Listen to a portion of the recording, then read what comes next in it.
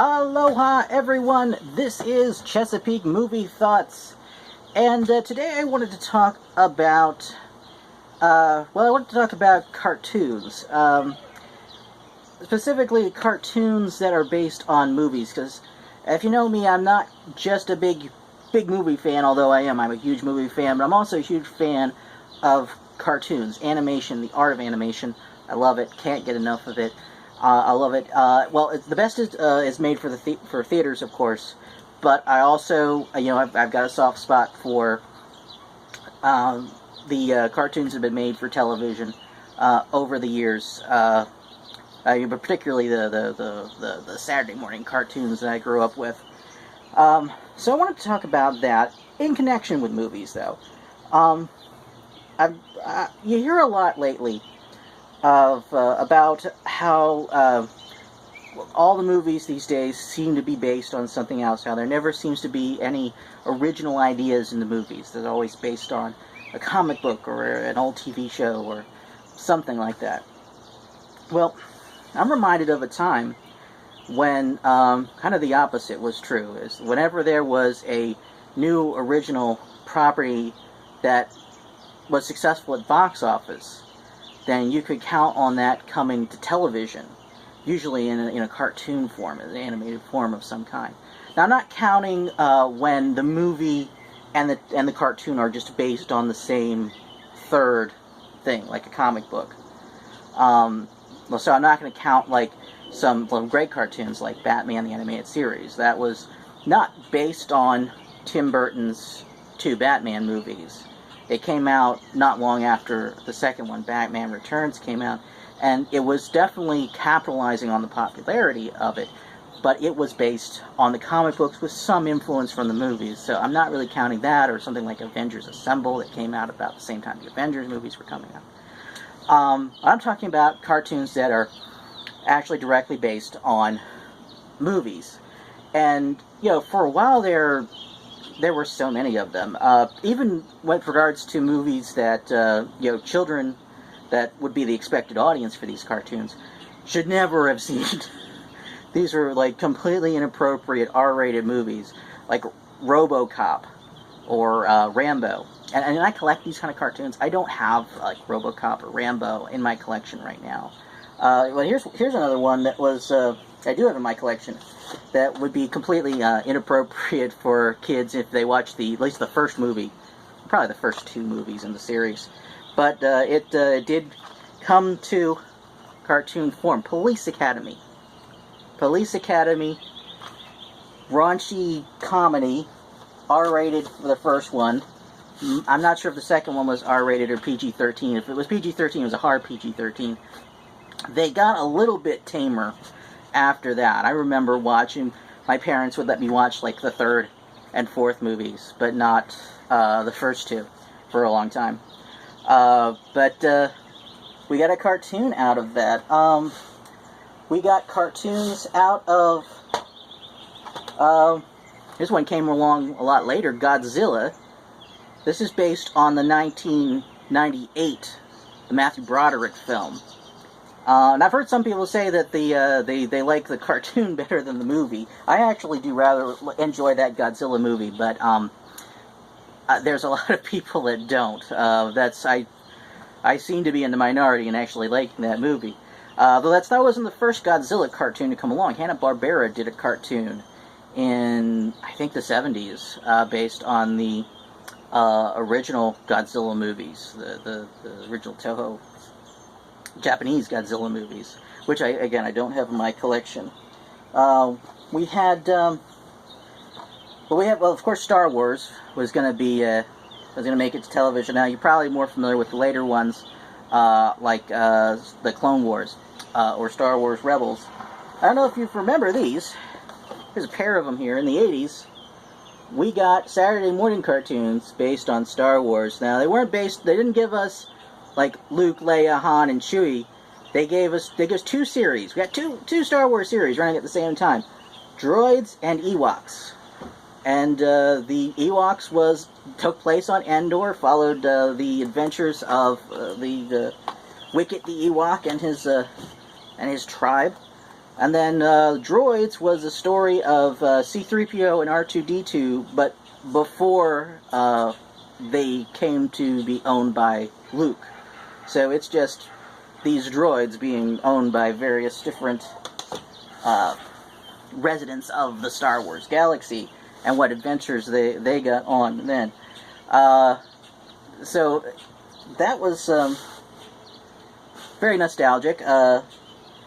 I'm not sure that approach would work quite as well these days, because these are just kind of goofy, silly cartoons based on side characters. I think today, a goofy, silly Star Wars cartoon might not work out too well. I think the fans would want something that took it a little more seriously. But that's a fun piece of nostalgia to look at there. How about Back to the Future? Back to the Future became an animated series as well. It was another Saturday morning cartoon. And it had Christopher Lloyd, who he filmed live-action intros and outros for the cartoon, but didn't actually voice Doc Brown in the cartoon. I believe he was voiced by the voice of Homer Simpson, Dan Castellaneta, doing a Doc Brown impression. But it was it took place It took place after the trilogy had ended, so you've got the new characters that were introduced in the third part, Clara and the kids, and they were big parts of the cartoon.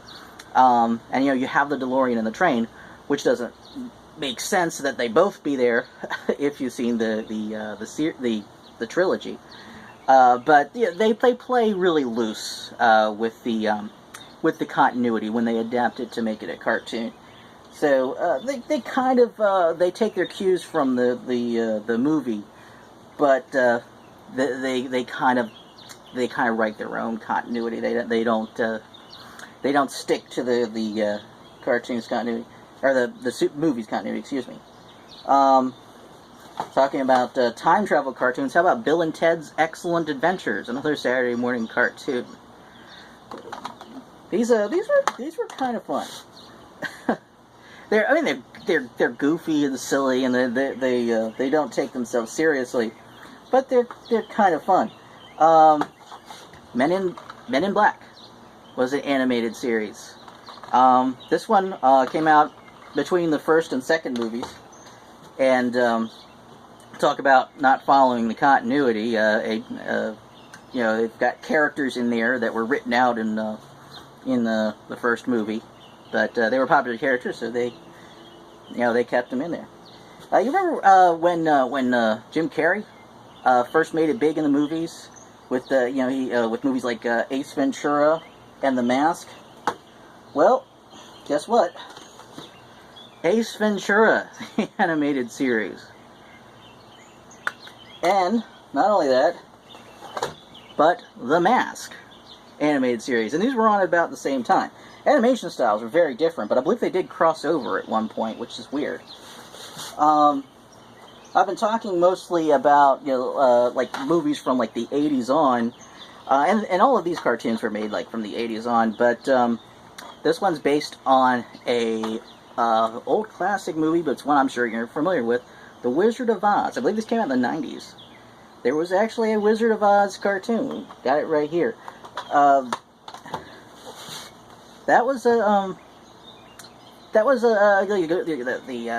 There's kind of a Judy Garland kind of impression being done. They did good voice work on it.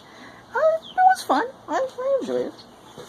Well, I have to say though, there was one cartoon out of all of these cartoons based on movies. A lot of them were kind of cash grabs, and we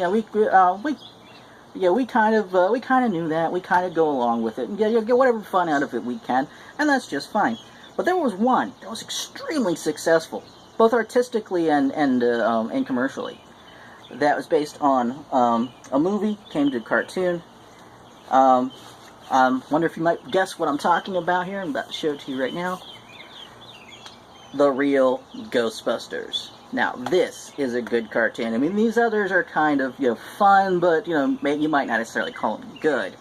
This was a good cartoon. This had good writing. You'll notice if you ever look at the characters, you notice there's no similarity in the likenesses between the characters in the cartoon and the characters in the movie. Apparently, they had issues with the rights to the likenesses of the actors, but the personalities were dead on. They wrote these personalities really well. Now, some people say it went off the rails in later seasons. The Slimer became more prevalent in it, but particularly in the early seasons, you got some good stories in there. This was a good continuation of the adventures of this charismatic, funny group of ghost-busting scientists that we fell in love with in the movie. This is an excellent follow-up to it. And by the way, if you never heard, it's called The Real Ghostbusters because there was another cartoon. This one's not based on the movie, but there's another cartoon that beat them to the punch just called Ghostbusters.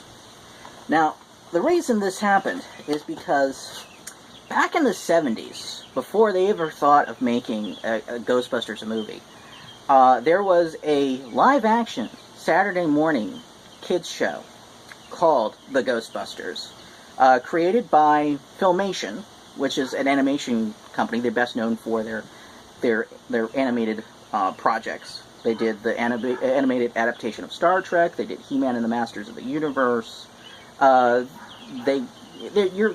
If you watched cartoons from like the 60s through the 80s, you've probably seen some of their work there. But they did try their hand at live action at some point, and one of their attempts was the show called The Ghostbusters.